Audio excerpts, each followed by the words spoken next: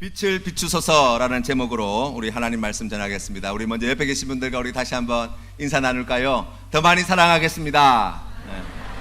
더 많이 사랑하겠습니다. 예. 우리가 더 많이 사랑하겠습니다 인사를 지금 한 반년째 하고 있는데요. 예, 반년째 해도 할 때마다 조금 새롭지 않으세요? 저는 말씀을 이렇게 전하기 전에 이렇게 인사 나눌 때마다 반년째 지금 우리가 더 많이 사랑하겠습니다 인사를 하고 있는데 할 때마다 새로워요. 예, 왜냐하면 더 많이 사랑해야 될 게 아직 많이 남아있나 봐요. 그래서 할 때마다 참 새롭다 그런 마음으로 고백합니다. 우리 옆에 계신 분들과 다시 한번 우리 인사하겠습니다. 더 많이 사랑하겠습니다. 더 많이 사랑하겠습니다. 예, 감사합니다. 우리나라에 전기불이 처음 들어온 것은 1887년이라고 합니다.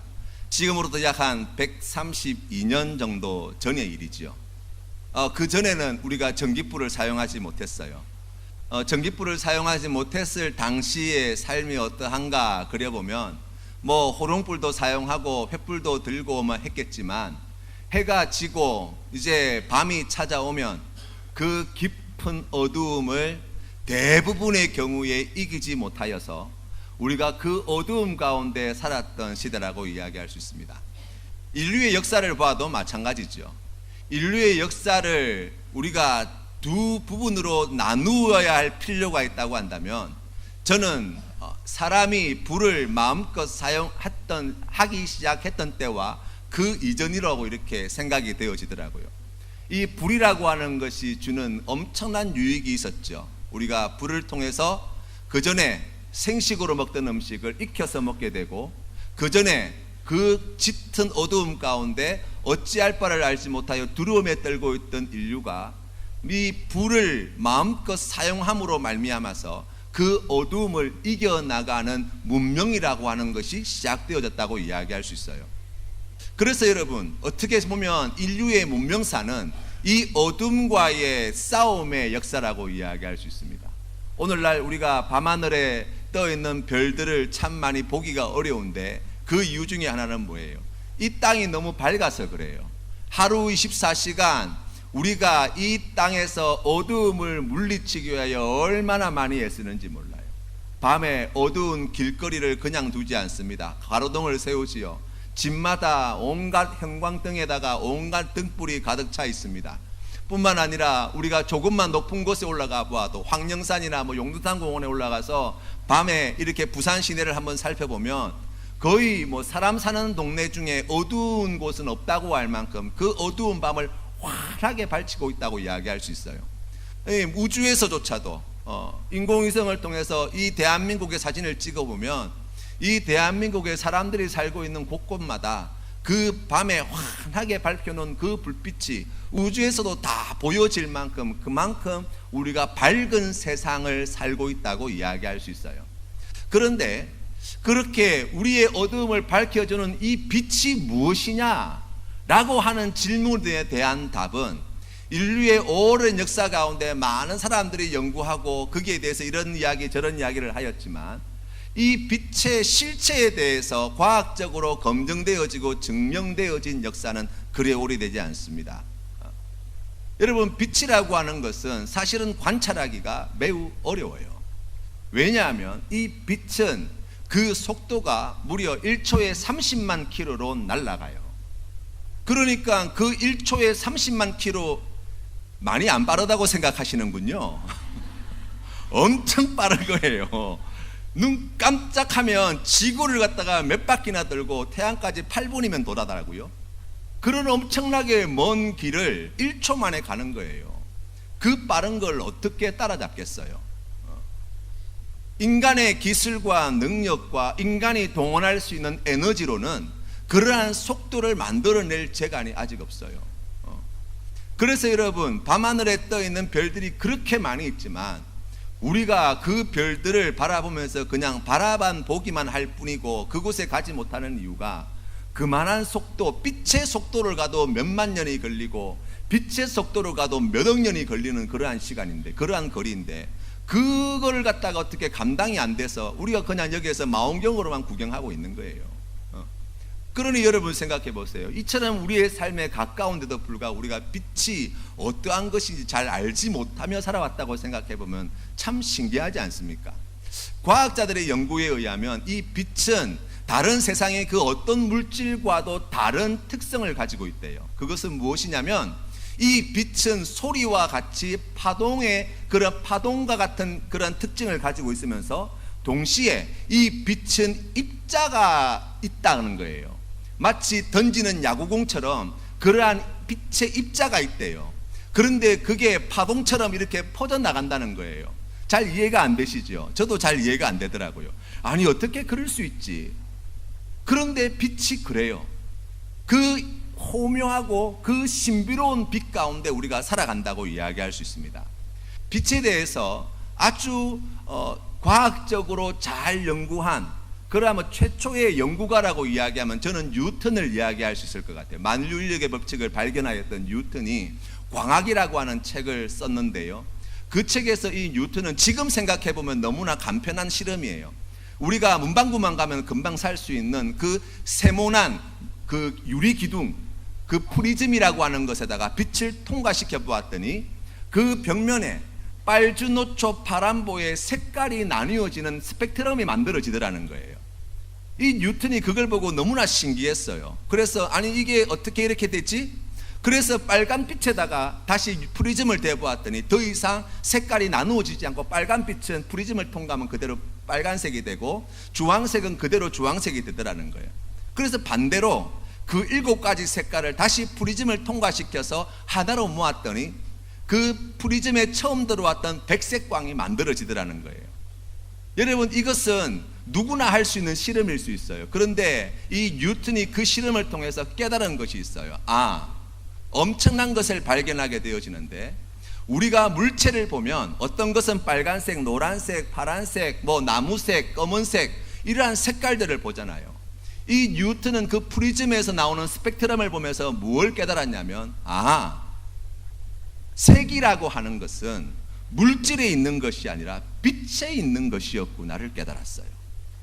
이 엄청난 발견입니다, 여러분. 우리가 피조물 가운데 여러 가지 물건들을 보면 우리의 시각으로 들어오는 이 빛을 통해서 이거는 빨간색이고 이건 나무색이고 이거는 주황색이고 이거는 노란색이고 라고 이야기하는데 실제 그 물체 자체는 그러한 빛을 가지고 있지 않다는 거예요. 모든 색깔은 빛 가운데 있는데 이 빛이 물질에 닿으면 그 물질의 표면에서 반사되는 빛은 반사시키고 흡수시키거나 산란시키는 빛들은 산란시켜서 우리 눈에 이것이 하얀 것으로 보이게 만들고 이것은 빨간 것으로 보이게 만들어준다는 거예요. 우리가 잘 알듯이 사람이 눈으로 볼 수 있는 광선은 가시광선입니다. 그 가시광선 이외의 광선은 우리의 눈에 보이지 않아요. 자외선이라든지 적외선이라든지 전자파라든지 이러한 것들은 우리 눈에 절코 보이지 않거든요. 그 과시광선 안에서 우리가 온 세상을 갖다가 이런 색깔입니다, 저런 색깔입니다 이야기하는 거예요. 그 물체가 그런 색깔인 게 아니라 그 빛이 반사되어 들어올 때 그 물질에서 투과시킬 건 투과시키고 또 반사시킬 건 반사시켜서 우리가 이거를 빨간색으로 본다는 거예요. 그래서 결론이 뭐냐면 이 모든 색깔은 빛 가운데 있다는 거예요. 그런데 여러 생물학자들의 연구에 의하면 이 땅에 우리가 사람만 사는 건 아니잖아요. 어떤 곤충이나 특정한 동물들은 사람이 보지 못하는 빛들도 감지를 한대요. 그래서 실제로 들에 피어 있는 빨간색 꽃을 보고 우리는 참 빨간색이 예쁘다라고 이야기하지만 그 우리와 다른 것을 볼 수 있는 눈을 가지고 있는 동물들에게는 그게 빨간색으로 보이지 않고 혹은 다른 곤충들에게는 그것이 마치 검은색처럼 보일 수도 있다는 거예요. 어찌 보면은 우리가 본다는 그 색깔도 사실은 상대적일 수 있다는 것을 이야기하죠. 이처럼 우리가 빛 가운데 살아가지만 그 빛이 가지고 있는 효능이나 또 그 빛의 의미를 생각해 보면 참 공부할 것이 많다는 생각을 해보게 됩니다. 오늘 성경 말씀을 보면 오늘 이 성경 말씀 시편 80편의 말씀을 기록한 이 아삽이라는 사람은 하나님께 반복해서 1절과 3절과 7절 말씀을 통해서 이렇게 기도하고 있습니다. 그룹 사이에 좌정하신 이여 빛을 비추소서. 3절 말씀에 보니까 주의 얼굴 빛을 비추사. 7절 말씀에 보니까 주의 얼굴의 광채를 비추사 우리가 구원을 얻게 하소서라고 구하고 있어요. 하나님께 이 아삽이라고 하는 시인이 하나님께 기도할 때 하나님의 빛을 우리에게 비추어 주십시오라는 간곡한 마음을 담아 드린 시편이 바로 시편 80편이에요. 그런데 성경에 나와 있는 이 말씀의 뜻이 무엇인가? 하나님이 그렇다고 해서 조명을 비춰주시는 분은 아니잖아요. 이 말씀이 가지고 있는 의미가 무엇인가 생각해 보면 시편 80편의 말씀은 북이스라엘이 패망할 즈음에 쓰여진 시편이라고 알려져 있습니다. 다시 말하면 이스라엘의 절반에 해당되어지는 북이스라엘이 곧 압수로의 침입으로 말미암아 이제 망하였거나 아니면 망하기 직전에 놓여 있는 그러한 절박한 상황 속에서 하나님께 드려진 시편이에요. 그런데 그 말씀의 내용을 보면 우리가 오늘 주신 말씀에 빛을 비추소서, 우리에게 빛을 비추어 주십시오, 그 얼굴빛을 우리에게 비추어 주십시오 라고 하는 그 말씀을 조금 다른 말로 쉽게 설명을 드리면 은혜와 은총을 우리에게 내려주소서라는 기도라고 이야기할 수 있습니다. 은혜와 은총이라고 하는 것은 우리가 성경 말씀에 여러 번 반복해서 볼 수 있는 단어인데 이 말씀의 뜻은 우리를 기쁘게 받아주시고 불쌍히 여겨주시고 자비를 베풀으시는 우리 하나님께서 우리에게 베풀어 주시는 모든 호의라고 이야기할 수 있어요. 우리가 하나님 앞에 나아갈 때 하나님께로부터 그러한 호의를 받을 만한 자격이 없어요. 그런 일을 하지 않았습니다. 그런데 우리 하나님께서 우리를 은혜를 베풀어 주실 때에 그러한 우리를 있는 그대로 기쁘게 여겨주시고 우리를 받아주셔서 우리에게 그 불쌍히 여기시고 자비를 베푸시는 그 마음으로 좋은 것을 베풀어 주시는 것이 은혜와 은총이에요. 그 귀한 의미를 담고 있는 말이, 기도의 말씀이 바로 빛을 비추어 주십시오 라고 하는 단어의 의미라고 이야기할 수 있습니다. 우리 하나님은 어떤 분이십니까? 우리 하나님은 자비로우신 분이시죠. 사랑이 많으신 분이십니다. 우리 하나님께서 은혜를 베푸실 때에 하나님은 우리 모든 인류에게 동일한 은혜와 사랑을 베푸시는 분이 되신다고 성경 말씀은 우리에게 가르쳐 줍니다. 우리 하나님께서는 선인과 악인에게 모두 똑같이 비를 내리시는 하나님이십니다. 우리 하나님은 예수 믿는 자와 예수 믿지 않는 자들에게 동일한 태양빛을 허락하시는 분이십니다. 우리 하나님은 주님의 말씀에 충성을 다하여 섬기는 자들과 순종하는 자들과 그렇지 않은 모든 자들에게 봄, 여름, 가을, 겨울의 은혜를 베풀어 주시는 분이 되십니다. 다시 말하면 우리 하나님의 은혜와 은총에서 예외일 수 있는 사람은 없다는 것을 이야기하는 것이지요. 그럼에도 불구하고 왜 이 은혜를 우리가 구해야 합니까? 라고 이야기한다면 빛 대신 예수 그리스도의 이야기를 통하여 이렇게 설명드릴 수 있습니다. 하나님은 우리 예수 그리스도를 이 땅에 보내실 때 온 인류의 구원자로 보내오셨습니다. 온 인류의 죄를 짊어지시고 십자가에 달려 죽으셨습니다. 3일 만에 부활하셨습니다. 그리고 우리의 구원의 주가 되어 주셨습니다.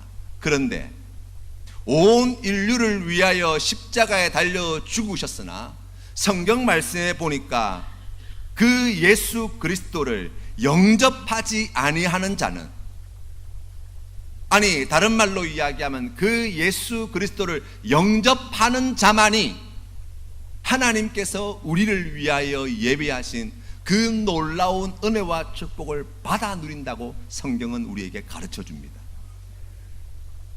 사랑이 많으신 우리 하나님께서는 오늘도 우리에게 이 은혜의 빛을 거두지 않으시고 여전히 비추시는 분이 되십니다. 그러나 우리가 주님을 사랑하지 않고 우리가 주님을 따르지 않고 우리가 예수 그리스도를 믿지 않을 때에 영접하는 자가 되지 못할 때에 그 은혜를 누리지 못하는 자가 되어진다고 말씀해 주시는 거예요. 시편 34편 10절 말씀에 젊은 사자는 궁핍하여 줄일지라도 여호와를 찾는 자는 모든 좋은 것에 부족함이 없으리로다 라고 말씀해 주십니다. 하나님의 은혜가 누구에게는 가고 누구에게는 가지 않아서가 아니에요. 모든 사람들에게 다 주시는 은혜이지만 그 은혜를 누가 받아 누린다고요? 여호와를 찾는 자가, 여호와를 부르는 자가 모든 좋은 곳에 부족함이 없는 복을 누리게 되어진다고 말씀해 주시는 거예요. 오늘 성경 말씀에 우리가 하나님께 구하여야 할 몇 가지 은혜에 대해서 이야기합니다. 그 첫 번째, 우리가 성경 말씀을 보게 되어지면 3절 말씀에 하나님이여 우리를 돌이키시고 라고 말씀하십니다. 다시 말하면 이 시편 기자가 하나님께 구한 그 은혜 가운데 우리가 먼저 주목해야 될 은혜는 무엇이냐? 우리를 돌이키시는 은혜라는 거예요. 우리가 잘 알고 있는 사도 바울, 신약 성경에 17권이 넘는 책을 기록했다고 알려져 있는 이 사도 바울은 원래 예수님을 전하는 자가 아니었습니다. 예수님을 믿는 자가 아니었습니다. 그는 자기가 자랑 삼아도 될 만큼 베냐민 지파요 히브리인 중에 히브리인이고 또한 율법에 있어서는 스스로도 온전하였다라고 이야기할 만큼 철저한 바리새인으로 어릴 때부터 훈련받은 자였습니다. 그 열심에 있어서 다른 유대인들보다 훨씬 뜨거워서 교회를 핍박하고 예수 그리스도를 믿는 자를 잡아가두고 죽이는 데 앞장섰던 자였다고 성경은 이야기합니다. 어찌 보면 그는 그가 믿는 하나님을 위하여 충성을 다했던 자라고 이야기할 수 있어요. 그에게 변화는 일어날 수 없는 조건이라고 이야기할 수 있죠. 학문적으로도 그는 그 당시 최고의 선생님이었던 가말리엘의 문화생으로서 그때 당시 최고의 학문을 누구보다도 우수하게 습득하였던 자예요. 그러한 자가 어떻게 되어집니까? 다메섹에서 예수님을 믿는 교회를, 신자들을 핍박하기 위하여 그 다메섹으로 쫓아갈 그때에 우리 주님께서 다메섹 도상에서 이 사도 바울을 만나 주시고 성경 말씀에 보니까 내가 땅에 엎드려져 들으니 소리 있어 이르되 사울아 사울아 내가 왜 나를 박해하느냐 하시거늘 빛 가운데 찾아오신 예수 그리스도를 만나고 그의 인생은 놀랍게 변화되어지지요. 그는 돌이켜 예수 그리스도의 복음을 전하는 자가 되었습니다. 그는 돌이켜 예수 그리스도를 위하여 핍박받는 자가 되었습니다. 그는 돌이켜서 많은 사람들을 예수 그리스도께로 인도하는 자가 되었습니다. 그래서 사도행전 20장 24절 말씀에 이렇게 고백하게 되었습니다. 내가 달려갈 길과 주 예수께 받은 사명 곧 하나님의 은혜의 복음을 전하는 일을 마치려 하면은 나의 생명조차 조금도 귀한 것으로 여기지 아니하노라. 아멘. 어떻게 이렇게 바뀌었습니까? 사람이 잘 안 바뀌잖아요. 우리가 좋은 것을 알아도 바뀌기가 어려운데 그 악한 죄악의 자리에 예수를 핍박하고 예수를 저주하고 예수 믿는 자를 박해하던 철저한 유대교를 신봉하였던 이 사울이 어떻게 바울로 바뀔 수 있었습니까? 라고 이야기하면 우리가 오늘 시편 80편의 말씀의 의미를 가지고 생각해 볼 때 하나님께서 그 얼굴 빛을 그에게 비추어 주실 때 교회를 핍박하던 사울이 예수 그리스도의 복음을 전하는 바울이 되었다고 성경 말씀은 우리에게 가르쳐 줍니다. 사랑하는 성도 여러분, 우리가 신앙생활할 때에 우리의 삶의 자리도 그러할 때가 있지요. 바뀌어야 되는 것을 알지만 안 될 때가 얼마나 많습니까? 버려야 할 것이 있다는 것을 알지만 버리지 못할 때가 얼마나 많습니까? 우리가 무엇이 바뀌어야 되는지조차 모른 채 살아갈 때가 얼마나 많냐고요.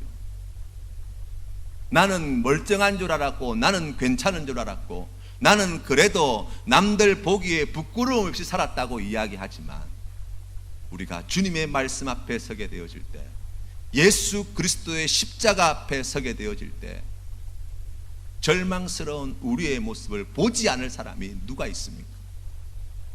달리 말하면 우리는 하나님 앞에 나아갈 때 매 순간순간이 다시 돌이키고 또 돌이키고 또 돌이켜야 될 자라는 거예요. 다시 바뀌어지고 바뀌어져야 될 자라는 것입니다. 그것이 우리의 힘과 능력으로 되지 않는 자라고 말씀합니다. 그래서 무엇을 구하라고요?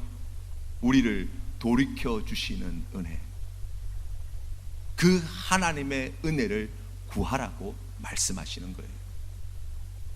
사울을 사도 바울로 돌이키시고 바꾸어 주신 우리 하나님께서 바뀌지 않는 우리를 하나님께서 기뻐하시는 사람으로 바꾸시는 놀라운 능력을 행해 주실 줄로 믿습니다. 두 번째로 우리가 하나님께 구해야 할 은혜가 있습니다. 그것은 바로 구원의 은혜예요. 2013년 5월 16일 오후 4시 30분에 대서양 한가운데에서 유조선을 예인하던 이 나이지리아 소속의 제이슨 사오라는 배가 있었는데요, 갑자기 배가 기울어지기 시작하면서 수십 33m 바다 밑으로 잠기게 되었어요. 그 대서양 한가운데에서 배가 갑자기 뒤집어져 가라앉게 되어져서 그때 그 배에 있던 많은 사람들이 죽었습니다.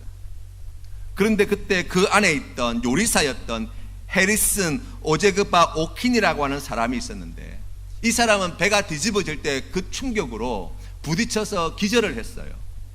그리고 배가 가라앉고 난 다음에 다시 깨어나게 되었는데 이미 돌이킬 수 없는 그러한 상황이 된 것이죠. 어떻게 해야 될지 알지 못했어요.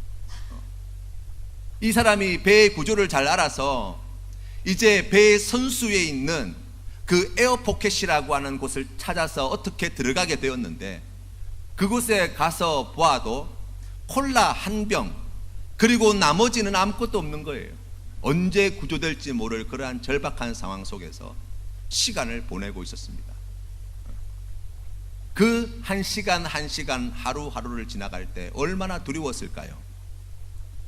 그런데 마침 그 유조선이 침몰하였던, 예인선이 침몰하였던 곳에서 한 120km 떨어진 곳에 유전 작업을 하고 있던 배가 있었는데, 그곳에 잠수부들이 있었던 거예요.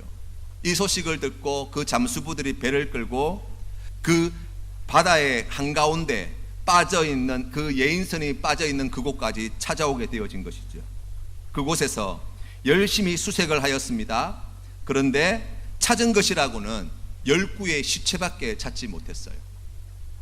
배 수색이 거의 다 끝났다 생각하고 이제 그 수색 작업을 마무리할 때쯤에 한 잠수부가 그 배의 선수, 그 에어포켓에 숨어있던 이 오킨이라는 사람을 발견하게 되어지죠.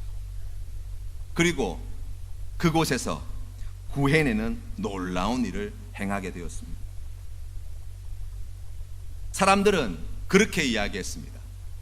기적이다, 다행이다, 우연이다, 억세게 운이 좋았다. 그 긴 시간 동안 그 33m 그 바다 깊은 곳에서 버틴 것이 정말 기적이라고 다들 생각하고 그것을 우연이라고, 운이 좋았다고 생각했습니다. 그러나 오키는 그렇게 이야기하지 않았습니다. 그는 그 일을 겪고 난 다음에 이러한 고백을 드렸다고 합니다. 주님께 간절히 기도했더니 주님께서 나를 구원해 주셨습니다. 어떻게 그런 고백을 할 수 있었습니까? 살펴보았더니 그가 이 배를 타기 전 아내가 이 오킨이라는 남편에게 문자를 보낸 거예요. 그 문자를 보낸 말씀이 시편 18편 6절 말씀이었습니다. 내가 환난 중에서 여호와께 아뢰며 나의 하나님께 부르짖었더니 그가 그의 성전에서 내 소리를 들으시며 그의 앞에서 나의 부르짖음이 그의 귀에 들렸도다. 아멘. 그 절체절명의 순간 그곳에서 이 말씀이 기억나더라는 거예요. 그 말씀을 기억하고 그곳에서 하나님께 구해달라고, 나를 건져주십시오, 구원해 주십시오, 기도하였더니 사람들은 우연이고 억색의 운이 좋고 재수가 있어서 그러한 일을 겪었다고 이야기하지만 이 오킨이라는 이 남자는 하나님께서 내 기도를 들으시고 나를 구원해 주셨습니다 고백하는 자가 되었다는 거예요. 사랑하는 성도 여러분, 우리의 삶의 자리에 하나님께로부터 구원받아야 할 삶의 자리가 얼마나 많습니까? 내 힘으로 해결하지 못할 여러 가지 문제들이 있습니다. 우리의 인생 가운데에 크고 작은 마치 수렁과 같은 그러한 어려운 자리에 있을 때에 누가 나를 여기서 좀 건져 주었으면, 구원해 주었으면 좋겠다 싶은 일들이 얼마나 많습니까? 하나님은 우리에게 말씀합니다. 주의 얼굴빛을 우리에게 비추소서. 우리가 기도할 때에 하나님께서 우리를 그 모든 어려움으로부터, 그 모든 죽음의 자리로부터 우리를 구원해 주시겠다 약속해 주시는 줄로 믿습니다. 세 번째로 우리가 7절 말씀해 보시면 만군의 하나님이여 우리를 회복하여 주시고 라고 기도합니다. 우리가 하나님께 구해야 할 세 번째 기도의 제목이 뭐냐? 바로 하나님의 은혜로 회복시켜 주시기를 기도하라는 거예요. 삼손을 우리가 잘 알지요. 마노아의 아들이었고 그는 어릴 때부터 나시린으로 구별받은 사람이었습니다. 포도주를 입에 대지 않았고 머리에 삭도를 대지 않은 사람이었습니다.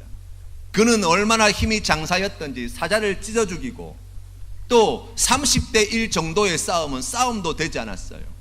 낙이 턱뼈 하나 가지고 블레셋 군인 1000명을 단숨에 무찌르는 그러한 괴력을 가진 사람이었어요. 여우 300마리를 마치 집에서 키우는 강아지 다루듯이 다루어서 그 꼬리에 묶어서 거기에 횃불을 붙여서 블레셋 사람들의 밀밭을 다 태워버리는 그러한 힘을 가지고 있던 사람이에요.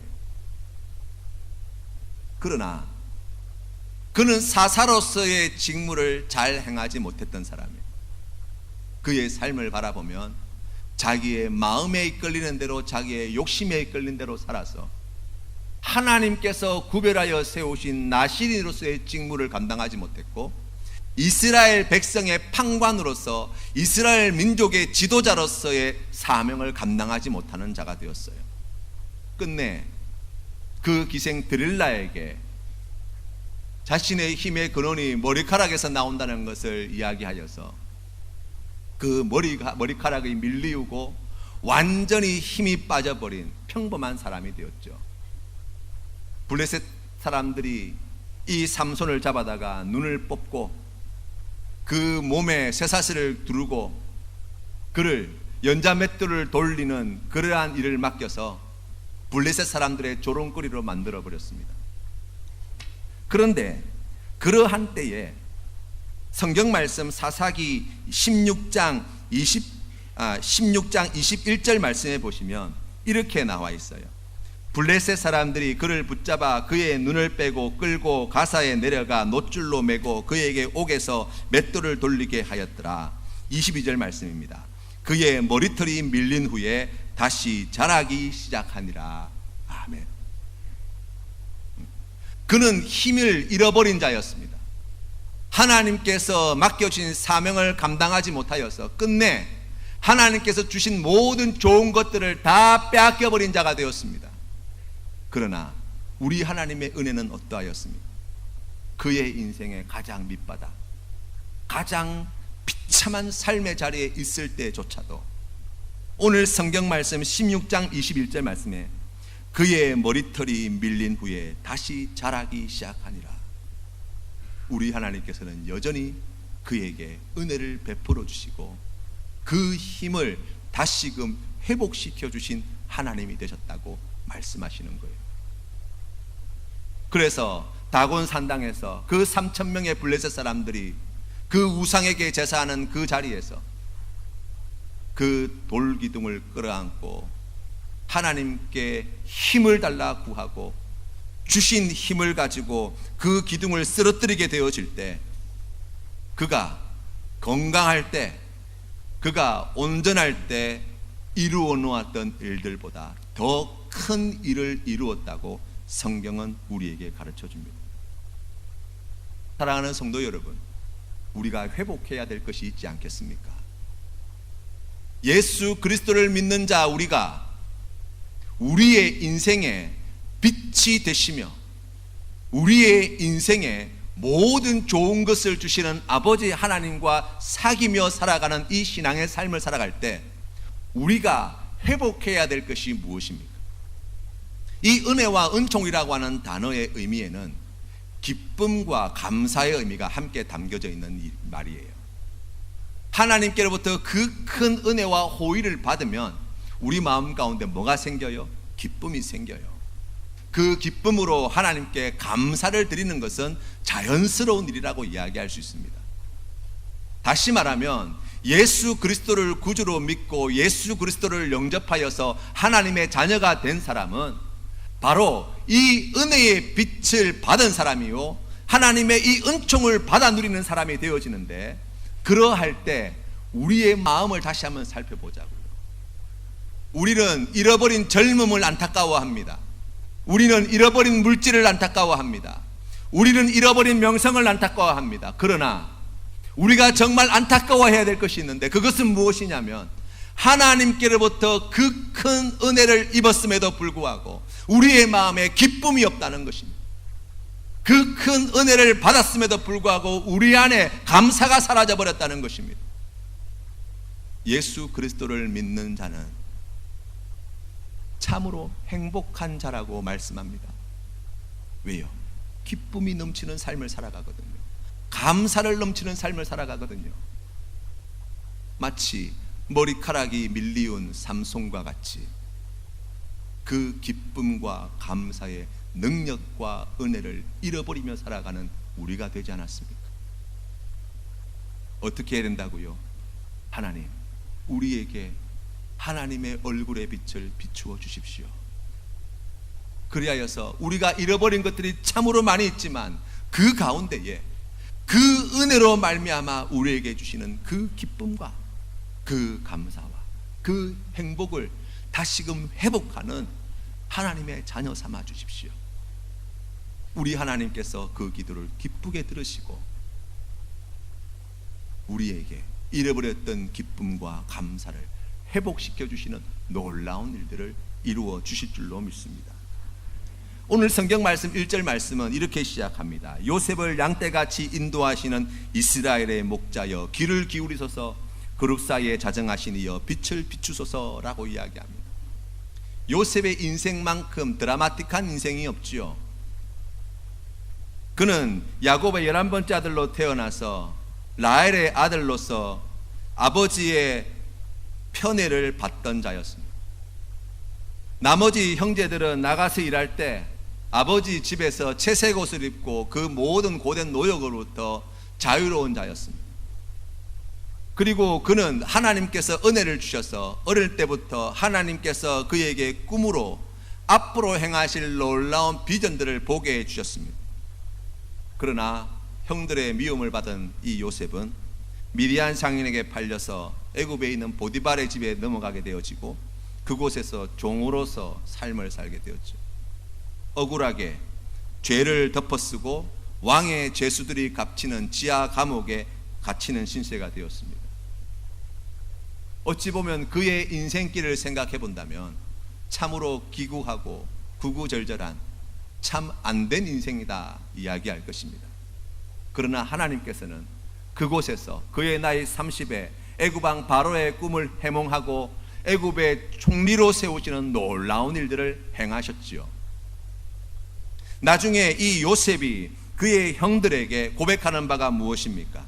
창세기 50장 19절 말씀에 요셉이 그들에게 이르되 두려워하지 마소서, 내가 하나님을 대신하리이까. 당신들은 나를 해하려 하였으나 하나님은 그것을 선으로 바꾸사 오늘과 같이 많은 백성의 생명을 구원하게 하시려 하셨나니. 아멘. 여러분, 우리의 인생을 돌아볼 때에 여러분 지금 뭔가 잘못되고 있다고 우리가 고민하고 있지는 않습니까? 내 인생이 지금 꼬였습니다. 내 인생에 일어나서는 안 될 일들이 벌어지게 되었습니다. 내 인생에 지워버려야 할, 없어야 할 일들이 지금 벌어져서 제가 너무나 괴롭습니다 라고 혹시 우리가 하나님 앞에 그와 같은 마음을 내어놓고 있지는 않습니까?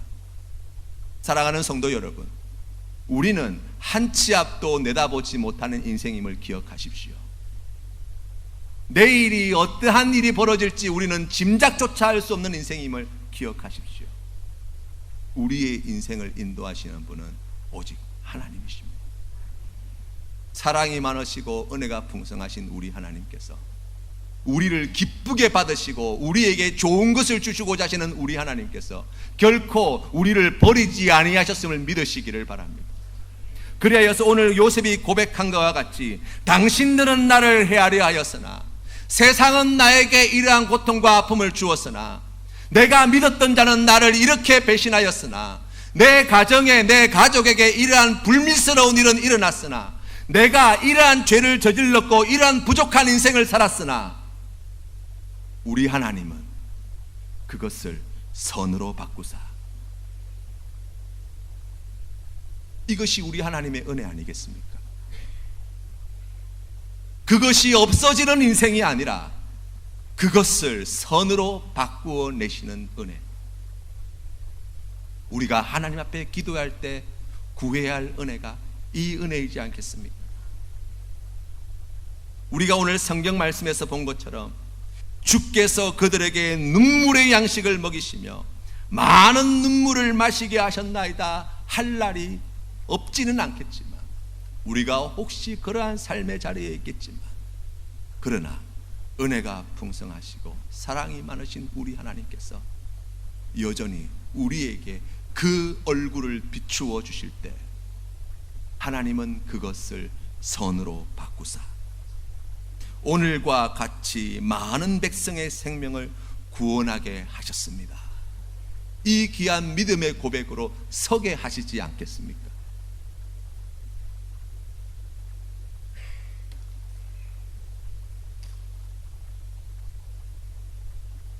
시편 67편 1절 말씀에 하나님은 우리에게 은혜를 베푸사 복을 주시고 그의 얼굴 빛을 우리에게 비추사 주의 도를 땅 위에 주의 구원을 모든 나라에게 알리소서.